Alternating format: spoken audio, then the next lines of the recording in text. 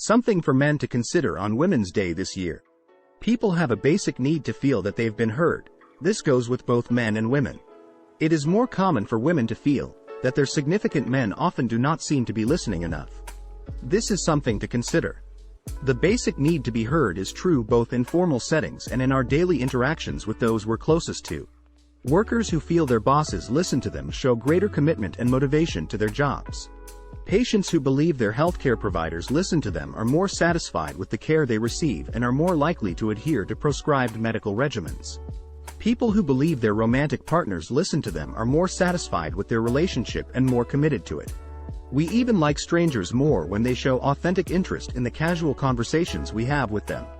People show they're listening to their conversation partner in a wide variety of ways.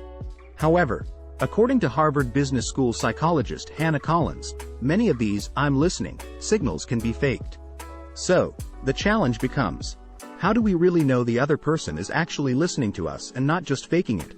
In an article she recently published in the journal Current Opinion in Psychology, Collins outlines the various methods people use to signal that they're listening, and she also points out the ones that are most likely to be honest, showing them we're listening.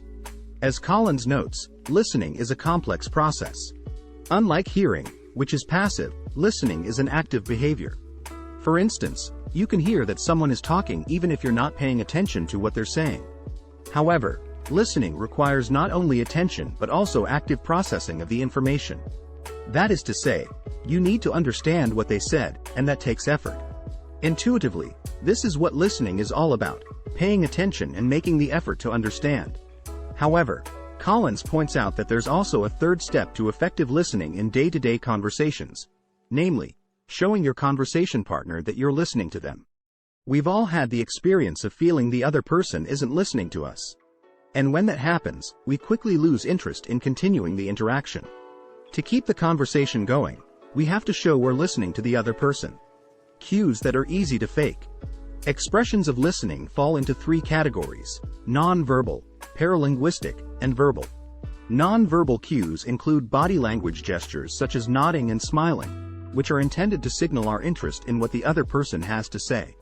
Likewise, eye gaze is often interpreted as indicating that we're listening. Providing such non-verbal cues can certainly make the conversation partner feel that they're being listened to, and doing so will often make them want to talk more. However, Collins points out, these listening cues are easy to fake. We've all been in conversations where we maintained eye contact, smiling and nodding the whole time, without listening to a word our conversation partner said. Sometimes, we're just being polite, even though we're bored. Other times, we're too busy planning what we're going to say next to listen to the other person. In either case, though, we've deceived the other person. If we can so easily deceive others, then we can be deceived as well. Somewhat more reliable are paralinguistic cues. These cues involve behaviors such as laughing and providing back-channel cues like "uh-huh" and "hmm." Using paralinguistic cues appropriately entails paying a certain amount of attention to what your conversation partner is saying. This is because you need to insert them at appropriate points in the conversation. However, it's mainly the speaker's cadences that tell us when to laugh or provide a back-channel cue, and skilled conversationalists can do this even when their mind is elsewhere. Cues that are hard to fake. Finally, there are verbal expressions of listening. These mainly involve paraphrasing what the person has just said or asking follow-up questions. According to Collins, these are the most honest signals of listening because they cannot be faked. You can't paraphrase what your conversation partner just said if you weren't listening, nor can you ask plausible follow-up questions. Your conversation partner may or may not believe you're listening to them if you use non-verbal or paralinguistic cues. Some people will take these as genuine, but others will know that they've faked them before and will question your sincerity as well. However, if you paraphrase what your conversation partner just said, they'll know you really were listening to them, and the emotional impact on them will be significant. The same is true if you ask a follow-up question that flows logically from what the other person just told you. Ironically, Collins points out, using verbal listening cues not only shows you were sincerely listening, but it also makes you a better listener. This is because you can't formulate appropriate paraphrases or follow-up questions if you didn't listen attentively. So, by getting in the habit of using verbal listening cues, you're also training yourself to listen attentively to each conversation you have. In our busy lives, it can be tempting to fake our way through many of our day-to-day interactions.